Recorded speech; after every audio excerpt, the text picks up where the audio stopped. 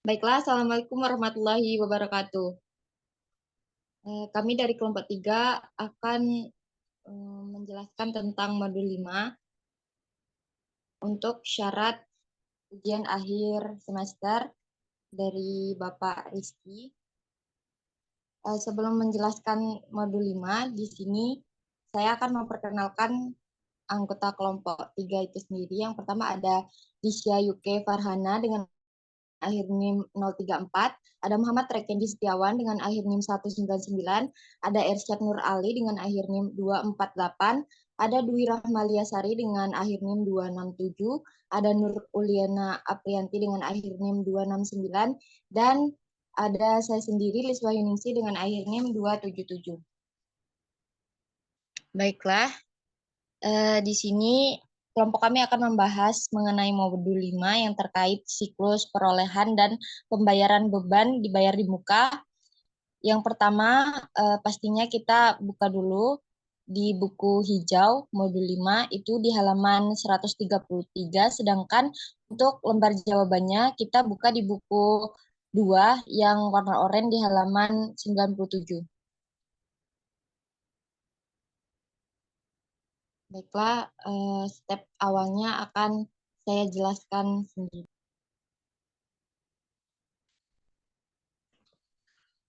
Baiklah, di sini ada sewa dibayar di muka.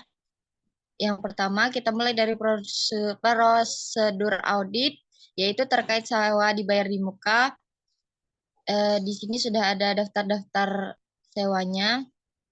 Cocokkan dengan saldo pada buku besar. Di sini indeksnya sudah dilakukan sehingga diberikan tanda centang.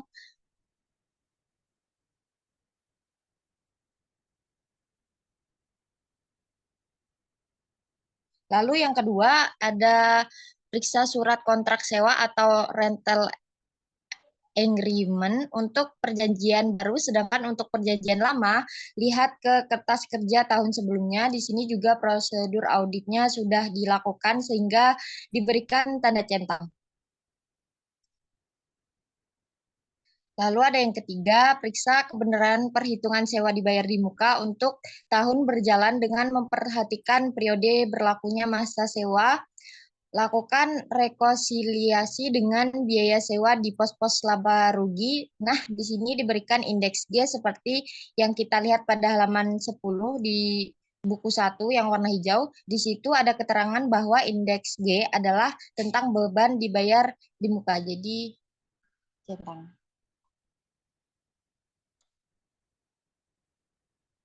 Lalu ada yang keempat, itu periksa bukti pembayaran atas penambahan sewa dibayar di muka dan periksa bahwa penambahan tersebut disetujui oleh pejabat. Yang berwenang di sini prosedur auditnya belum dilakukan sehingga diberikan indeks street.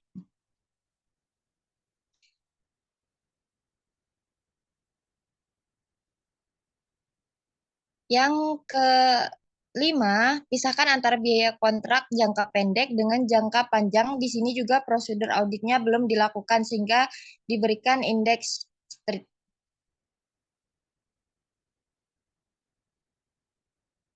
Lalu yang keenam, kontrak sewa jangka panjang, lakukan konfirmasi atas jumlah jangka, lakukan konfirmasi atas jumlah yang masih berlaku. Di sini prosedur auditnya juga belum dilakukan sehingga diberikan indeks street.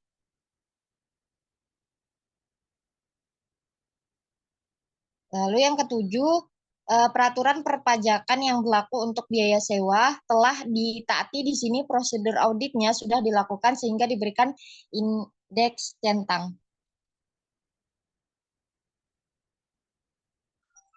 Lalu ada asuransi dibayar di muka. Poin pertama, minta daftar asuransi yang dibayarkan di muka dan cocokkan dengan saldo buku besar.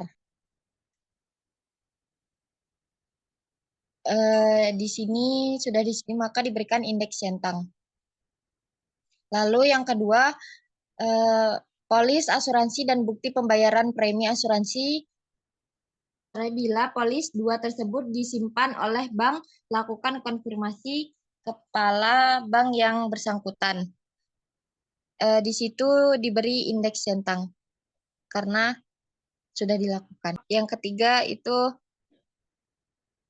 di sini diberikan tanda GK karena diketahui di halaman 10 bahwa ISG adalah terkait beban dibayar di muka. Selanjutnya akan dijelaskan oleh Disya. Kepada Disya dipersilakan. Baik, selanjutnya yaitu pisahkan antara biaya yang mempunyai masa manfaat jangka pendek dengan yang jangka panjang. Karena belum dilakukan, sehingga diberi tanda strip. Selanjutnya, perhatikan kecukupan jumlah asuransi atas segala macam kerugian yang timbul. Hal ini harus dihubungkan dengan pemeriksaan atas persediaan dan aset tetap. Bila pertanggungan asuransi tersebut tidak mencukupi, masukkan poin ini dengan salah satu manajemen letter point. Karena ini juga belum dilakukan, sehingga indeksnya diberi tanda strip. Untuk poin pajak dibayar di muka, yang pertama ada minta daftar rincian pajak dibayar di muka yang meliputi jenis pajak PPh pasal 22, PPh pasal 23, dan PPh pasal 25. Karena ini telah dilakukan sehingga kita beri tanda centang. Selanjutnya, periksa bukti pemotongan dan bukti setoran pajak atau SSP, serta tanggal penyetoran dan pelaporannya. Karena telah dilakukan, kita beri tanda centang. Yang ketiga, cocokkan atas bukti pemotongan dan bukti surat setoran pajak dengan saldo di buku besar serta lakukan vouching. Ini belum dilakukan sehingga indeksnya kita beri ke tanda strip. Yang keempat, lakukan rekonsiliasi antara total objek dengan tarif pajaknya. Misalnya uang muka pajak PPh pasal 23 sama dengan total pendapatan sewa tahun berjalan dikali tarif pajaknya. Ini juga belum dilakukan sehingga kita beri tanda strip. Yang terakhir itu ada pajak pertambahan nilai PPN masukan. Yang pertama ada minta daftar pajak pertambahan nilai masukan yang meliputi informasi tanggal faktur pajak, nomor pokok wajib pajak atau NPWP, nomor pengusaha kena pajak atau NPKP, dasar pengenaan pajak atau DPP, dan besarnya PPN yang dipungut. Ini karena belum dilakukan, kita beri tanda strip. Selanjutnya, yakinkan bahwa semua pajak sesuai pajak masukan telah didukung dengan bukti pajak yang semuanya merupakan pajak masukan yang dapat dikreditkan sesuai dengan peraturan perpajakan. Karena juga belum dilakukan, kita beri tanda strip. Yang ketiga ada pastikan bahwa pajak masukan tersebut telah dilaporkan dikreditkan secara teratur dalam SPT masa dan dikompensasikan dengan pajak keluaran. Ini juga belum dilakukan sehingga indeksnya kita beri tanda strip. Yang selanjutnya, apabila pajak keluaran lebih besar dari pajak masukan, pastikan bahwa kekurangan pembayaran tersebut telah dilunasi sesuai batas waktunya. Ini juga belum dilakukan sehingga kita beri indeks dengan strip.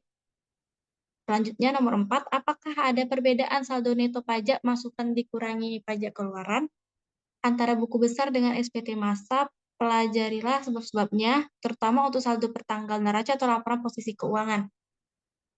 Ini juga belum kita lakukan sehingga kita beri tanda strip pada indeks. Yang kelima, pelajari semua surat koresponden dengan kantor pajak, terutama untuk pemohonan restitusi karena kelebihan pembayaran pajak masukan. Ini juga belum kita lakukan sehingga kita beri tanda strip. Yang terakhir, pastikan apakah semua permohonan tersebut disetujui dan bila ada faktor pajak yang tidak disetujui oleh kantor pajak, pelajari sebab-sebabnya. Ini juga belum kita lakukan sehingga kita beri indeks strip. Jadi dari schedule siklus perolehan dan pembayaran beban dibayar di muka telah kita laksanakan. Selanjutnya, kembalikan pada moderator. Baik, selanjutnya akan diterangkan atau dijelaskan oleh Ersyad. Pada Ersyad dipersilakan. Terima kasih moderator. Selanjutnya kita masuk ke schedule beban dibayar di muka. Sebelum masuk ke sini kita akan membaca soalnya di halaman 133. Di mana di situ ada 2 poin, yaitu A dan B. Yang pertama, sewa ruko di Jakarta pada Betawi untuk periode 1 November tahun 2017 sampai dengan Oktober 2018 sebesar 24 juta telah berakhir dan diperpanjang kembali dengan nilai sewa sebesar 30 juta per tahun, belum termasuk PPh dan PPN. Untuk periode 1 bulan November 2 tahun 2018 sampai dengan 31 Oktober 2019 dan hasil pemeriksaan klien belum membayar kewajiban perpajakan untuk transaksi tersebut. Lalu yang kedua, PT Subus telah menandatangani kontrak sewa ruko di Mangga 2 dengan Bapak Haryo sebesar Rp20.031.971. Ambar 2018 sampai dengan 30 November 2019 dari hasil pemeriksaan klien telah membayar sewa tersebut dan pajak belum dilakukan pembayaran. Nah, di sini jelas pada A dan B itu terjadi aman. Nah, kita lihat di daftar ini. Nah, dalam daftar ini yang pertama kita akan memberikan koreksi untuk pembebanan sewa per tahun 2018. Pada PT Betawi, di mana jumlahnya yaitu di sisi debit beban sewa, pada sisi kredit yaitu sewa dibayar di muka sebesar 5 juta. Angka 5 juta ini itu pada tahun 2018. Pada tahun 2018 bulan November sehingga pembebanannya hanya sebesar 2 bulan, yaitu November dan Desember. Sehingga 2/12 karena 1 tahun ada 12 bulan dikalikan dengan besaran sewanya yaitu sebesar 30 juta. Yang kedua yaitu koreksi untuk pembebanan sewa selama tahun 2012 pada ruko Bapak Haryo. Di sini sama dengan jurnal koreksi pada PT Betawi, yaitu sisi debit beban sewa dan sisi kredit sewa dibayar di muka. Angka ini didapatkan dari 1/12 karena sewanya pada tahun 2012 itu hanya 1 bulan, pada bulan Desember saja. Sehingga 1/12 dikalikan 20 juta dengan jumlah seluruh sewanya dalam 1 tahun sehingga diperoleh hasil Rp1.666.667. Selanjutnya terkait pajak untuk sewa dibayar di muka. Di sini untuk mencatat PPh pasal 4 ayat 2 yaitu PPh atau PPh final sebesar 10%. 10% dikalikan dengan jumlah sewanya dalam 1 tahun yaitu sebesar 30 juta. Dan PPN masukannya pada sewa ruko PT Betawi yaitu sebesar 10 juta dengan 30 juta diperoleh hasil 3 juta. Sehingga jurnalnya di sini yaitu di sisi debit adalah PPN.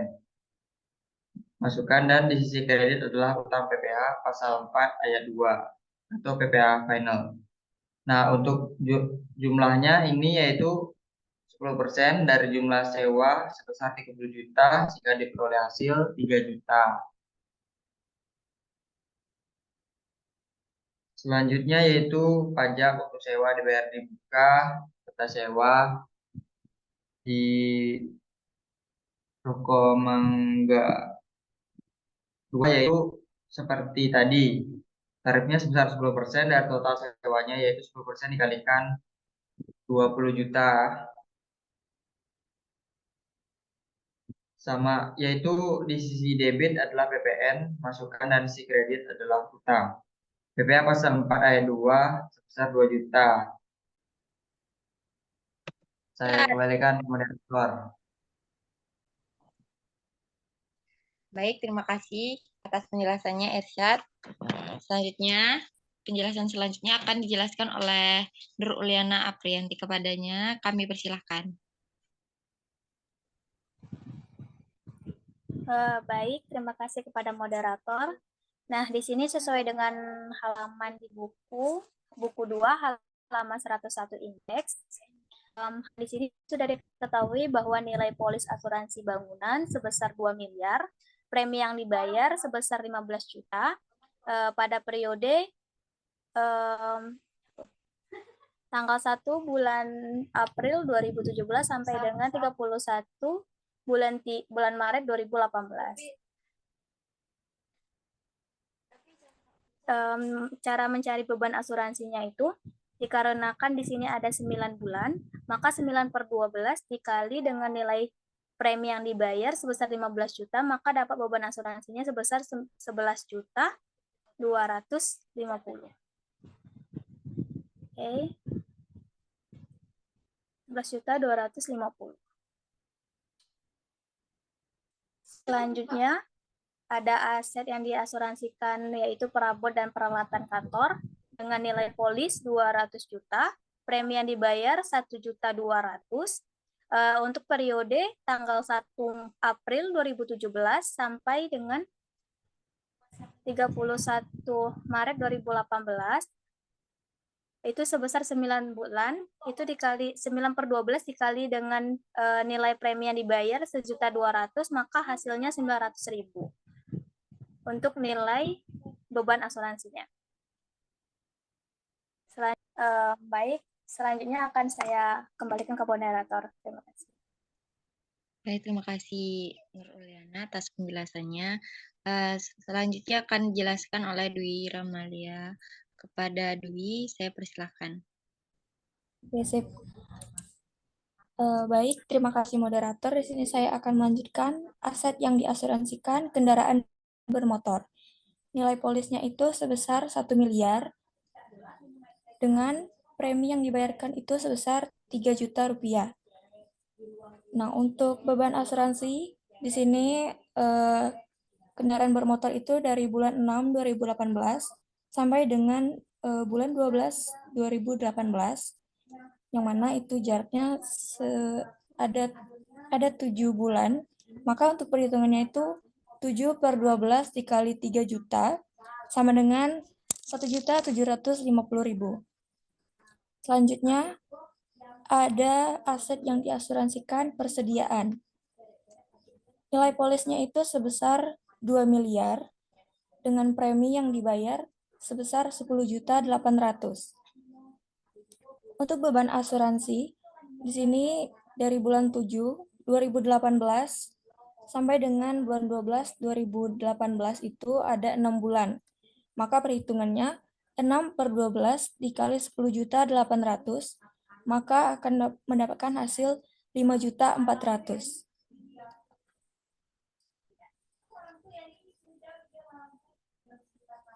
Nah, untuk total dari semua beban asuransi dari bangunan, perabot, dan peralatan kantor, kendaraan bermotor, juga persediaan itu sebesar 19.300.000 rupiah. Oke, saya kembalikan kepada moderator. Baik, terima kasih Dwi atas penjelasannya. Selanjutnya akan diteruskan lagi oleh Nur Uliana. Baik, terima kasih kepada moderator. Untuk sewa dibayar di muka, itu nilainya kita dapatkan dari daftar ajudan 1 dan 2 yang telah dijelaskan tadi.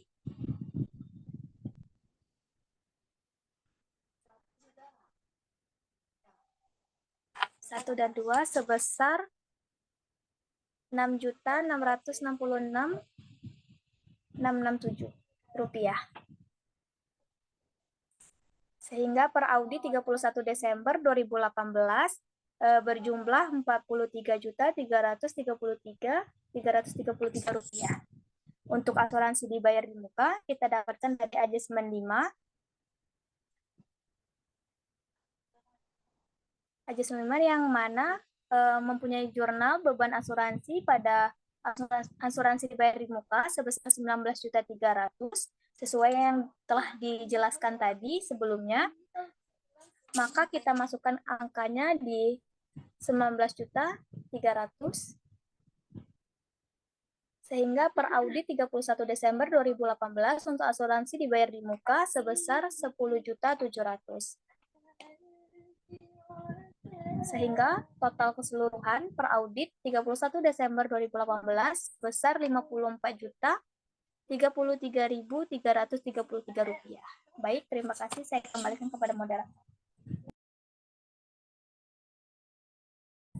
Baik, terima kasih Nur Uliana atas penjelasannya.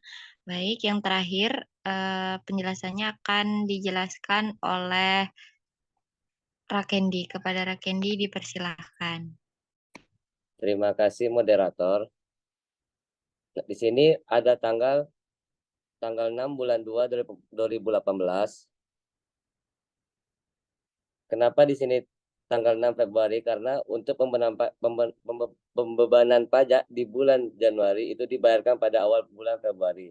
Jadi untuk pembayaran pajak itu kita melakukan dulu di bulan sebelumnya dan kita akan membayarkan di bulan selanjutnya atau bulan depan. Di sini pada bulan Januari yaitu tanggal 6 dibayarkan pada tanggal 6 bulan 2 2018 sebesar 54 juta.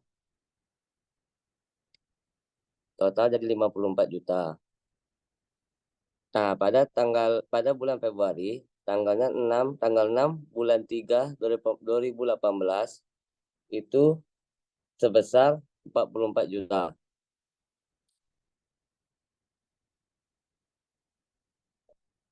Dapat 98.250 itu dari 54.250 ditambah 44 juta.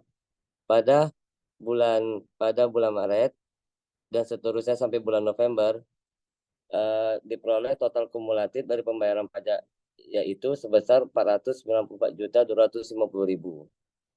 Sehingga di sini kita sudah selesai mengerjakan indeks G2 dan kita juga selesai mengerjakan modul 5. Saya kembalikan ke moderator.